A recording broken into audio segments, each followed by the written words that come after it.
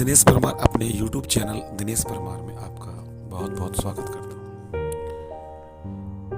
मैंने अपने टेंस के पार्ट 1 वीडियो में आपको बताया कि टेंस होते क्या हैं, टेंस का मतलब क्या होता है, और टेंस के मैंने आपको प्रकार भी बताए हुए हैं। अब उसी क्रम को हम आगे फॉलो करते हुए आगे बढ़ाते हैं और आज हम लेके चलते हैं प्रेजेंट टेंस की जो हमारे 4 पार्ट होते हैं: simple present tense, present continuous tense, present perfect tense and present perfect continuous tense. तो सिंपल प्रेजेंट टेंस, जिसको हम पहले प्रेजेंट इंडेफिनिट भी बोलते थे, अब इसको मॉडर्न इंग्लिश में सिंपल प्रेजेंट टेंस बोलते हैं। आज उसकी जानकारी हम आपको देते हैं, ध्यान से देखें, सुने, और जहाँ नोट्स बनाने की रिक्वायरमेंट वहाँ पर नोट्स भी बनाइए। देखिए, मोस्टली जनरल हम जो टेंस पढ़ते हुए आ रहे हैं, तो मोस्टली हम लोग को स्कूल में पढ़ाया जाता रहा है कि वाक्यों के अंत में ताहे, तिहे, तेहे आदि आते हैं, उसको हम लोग सिंपल प्रेजेंट टेंस कहते हैं। लेकिन मैं ये आप सबको बताना चाहूँगा कि आप ताहे, तिहे की तरह उनको लर्न कर सकते हैं, उनको याद रख सकते हैं, लेकिन ये बहुत कंफ्यूजिंग मैटर होगा। जब भी आपको सिंपल प्रेजेंट टेंस को यूज करना हो तो ताहे तिहे वाक्य के अंत में आते हैं, इस तरीके से याद ना रखिए। अगर रखना चाहते ये लाइन भी लर्न कर सकते हैं। जो मैं तरीका बताने जा रहा हूँ, जो मैं मेथड बताने जा रहा हूँ, अगर उसको फॉलो करेंगे तो आप कभी भूलेंगे नहीं और आपको बहुत जल्दी बात समझ में आ जाएगी। देखिए, अगर सिंपल प्रेजेंट टेंस का यूज करना है तो अगर हैबिचुअल एक्शन, अगर किसी की आपको आदत बतानी है, किसी की हैबिट की वजह से बात करना है, वर्तमान समय में अगर किसी की हमें हैबिट बतानी है या किसी की आदत की हमें चर्चा करनी है, उसको इंग्लिश में बोलना है, तो उसमें सिंपल प्रेजेंट टेंस का यूज होगा। जैसे अगर आप ये कहना चाहते हो कि मेरे पिताजी रोज मंदिर जाते हैं, तो ये तो आपके पापा की हैबिट होगी ना, हैबिचुअल एक्शन होगा कि नहीं हो गया? तो आप उसको बोल सकते हैं my father goes to temple daily, या मैं प्रतिदिन 2 गिलास दूध पीता हूँ।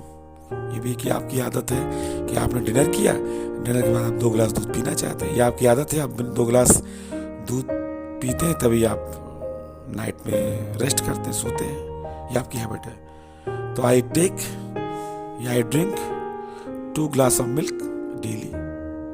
तो पहला पॉइंट अपने माइंड में ये सेट करिए कि अगर हमें सिंपल प्रेजेंट टेंस का यूज करना है तो बिल्कुल टेंशन मत लीजिए।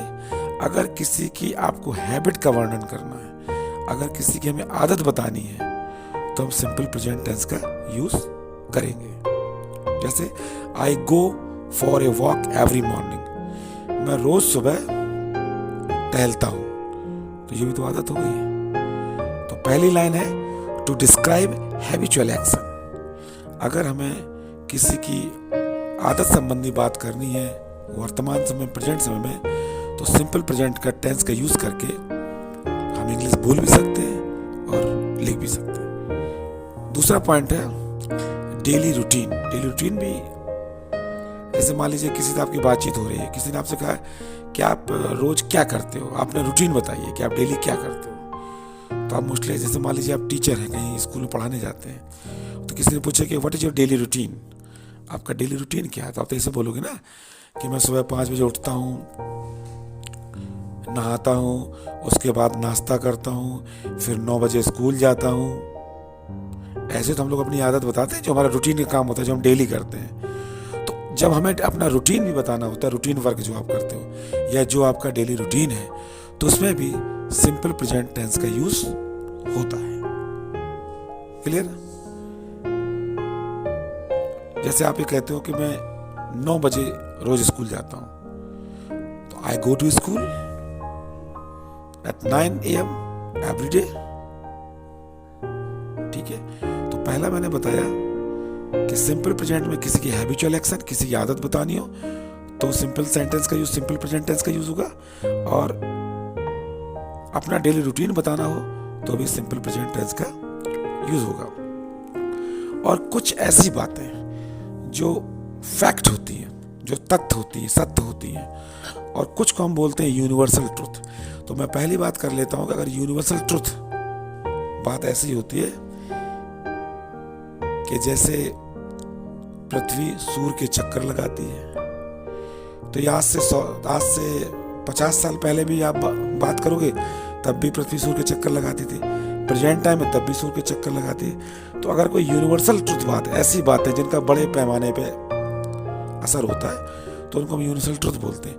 तो उनकी भी इंग्लिश हम सिंपल प्रेजेंट टेंस में बनाते हैं। जैसे सूर्य पश्चिम में डूबता है, अगर आप ये भी कहो ना कि मेरे दादाजी कहते थे कि सूर्य पश्चिम में डूबता है, तो दादाजी कहते थे, ऐसा लग रहा है पास्ट की बात हो रही है, लेकिन सूर्य पश्चिम में डूबता है, जो सूर्य पश्चिम में डूबता था, भले ही था आ रहा हो, लेकिन इसकी इंग्लिश बनेगी सिंपल प्रेजेंट टेंस में, क्योंकि ऐसी यूनिवर्सल ट्रुथ बात होती है जो सदियों से सत्य होती चली आ रही है, वो यूनिवर्सल ट्रुथ कहलाती है। तो इनको भी हम सिंपल प्रेजेंट टेंस में बनाते हैं। जैसे सूर्य पश्चिम में छिपता है या सूर्य पश्चिम में डूबता है, तो the sun sets in the west, we wear warm clothes in winter. ये फैक्ट की बात हो गई।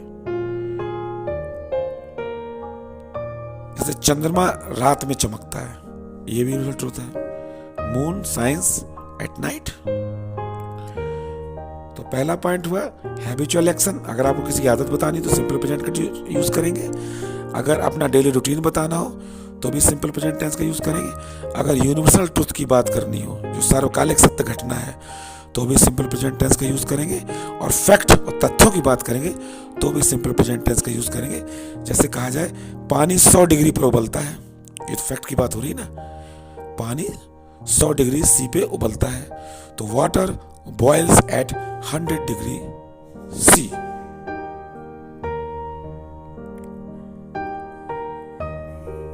ठीक है ना। तो इस तरह हम सिंपल प्रेजेंट टेंस की स्टार्टिंग कर सकते हैं। ताहे तो वाक्यों के अंदर ताहे तो ये भी याद रख सकते हैं, लेकिन मेरे हिसाब से सबसे सरल तरीका है कि अगर आपको किसी की हैबिट की बात करनी हो या अपना डेली रूटीन बताना हो या सार्वकालिक, जैसा मैंने अभी आपको बताया कि सिंपल प्रेजेंट टेंस का यूज डिस्क्राइब हैबिचुअल एक्शन, आदत संबंधी बात करने के लिए हम सिंपल प्रेजेंट टेंस का यूज करते हैं। यूनिवर्सल ट्रुथ और फैक्ट की बात करनी हो तो भी हम सिंपल प्रेजेंट टेंस का यूज करते हैं, और हमें डेली रूटीन बताना हो तो भी हम सिंपल प्रेजेंट टेंस का यूज करते हैं। अगर हम इस यूज को ध्यान में रख के हम प्रेजेंट टेंस का सही समय पे अगर इंग्लिश बोलने में, इंग्लिश लिखने में यूज करेंगे तो आपका सिंपल प्रेजेंट टेंस में कमांड हो जाएगी।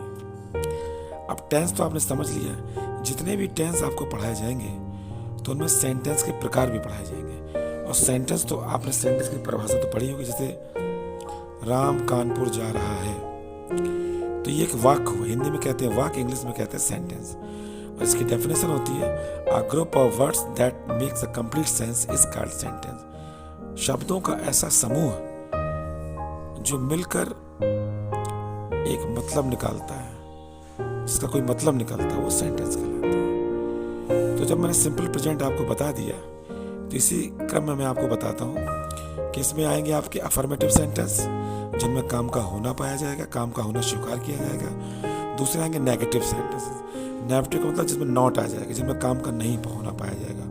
और तीसरे प्रकार के आएंगे इंटरोगेटिव सेंटेंसेस, जिनमें क्वेश्चन पूछने का काम करते हैं, सवाल पूछने का काम करते हैं। तो मैं सिंपल प्रेजेंट के तहत आपको बता रहा हूँ अफर्मेटिव सेंटेंस, जिनको हम स्वीकारात्मक वाक्य या साधारण वाक्य भी कह सकते हैं। इसमें हम आगे बढ़े तो उसके पहले इसका फॉर्मूला नोट कर लीजिए।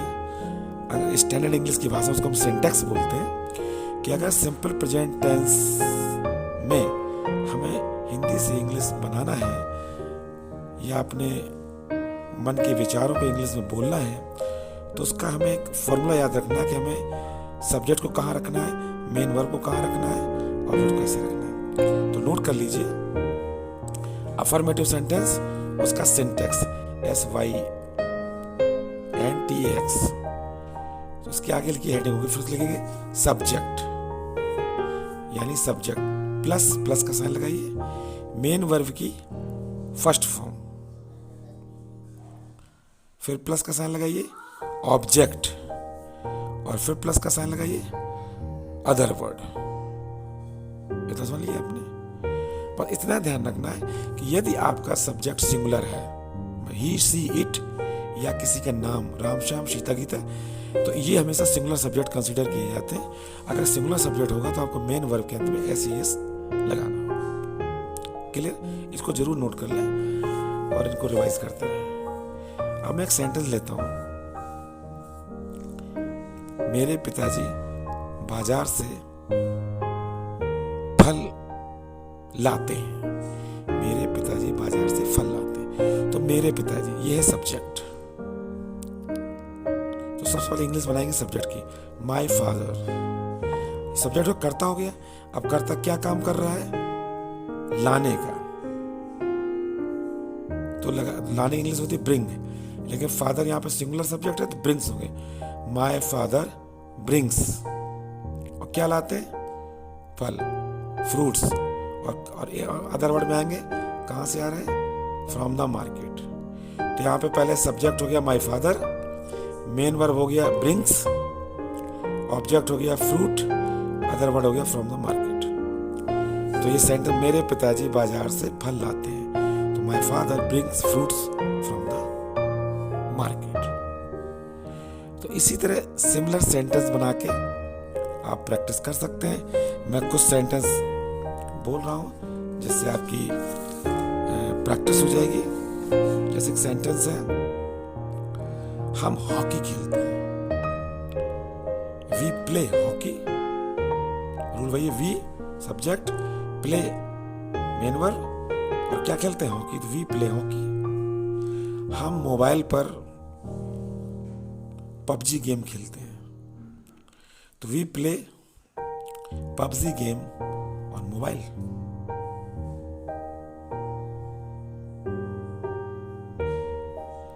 तो इसी तरह सिमिलर सेंटेंस आप सोचें, उनकी इंग्लिश बनाएं, उनकी प्रैक्टिस करें।